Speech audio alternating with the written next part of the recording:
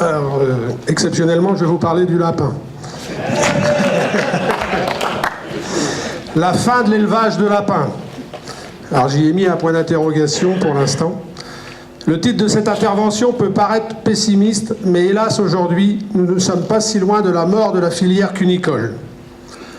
En effet, outre la confirmation d'une consommation toujours en berne, de coûts de production toujours aussi hauts, nous devons faire face à une crise sanitaire féroce et sans précédent. La VHD, maladie virale qui touche environ un tiers des élevages, a connu une recrudescence depuis 2 années. Elle peut décimer jusqu'à 90% d'un lot d'engraissement. Les pertes économiques sont colossales. Les moyens d'éradication sont cependant connus. Une biosécurité renforcée est indispensable. Les éleveurs en ont pris conscience et ont réalisé les aménagements nécessaires. Mais la principale parade à ce fléau est la vaccination. Elle fonctionne, mais son coût est exorbitant, 75 centimes par animal, qu'il soit lapereau ou adulte. Je vous rappelle en aparté, si mes informations sont bonnes, que pour vacciner un bovin de 600 kg en FCO, c'était 1 euro. Les éleveurs en ont pris conscience. Non, pardon, pour 1 kg de poids vif produit, on compte habituellement une marge de 20 centimes d'euros. Ce coût de vaccin de 30 centimes par kilo dévore plus que la marge.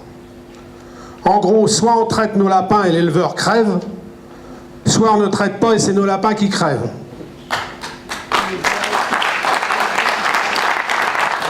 Comment tenir? Comment faire? Il existe une solution. Un nouveau vaccin est réalisable à court terme.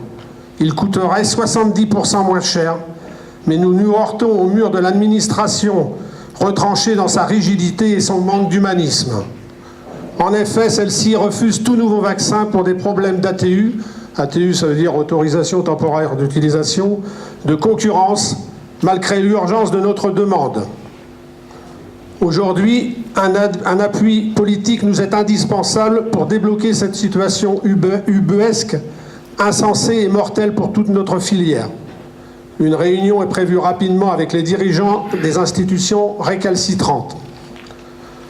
De la réussite de ce rendez-vous conditionne à court terme la survie de centaines d'éleveurs.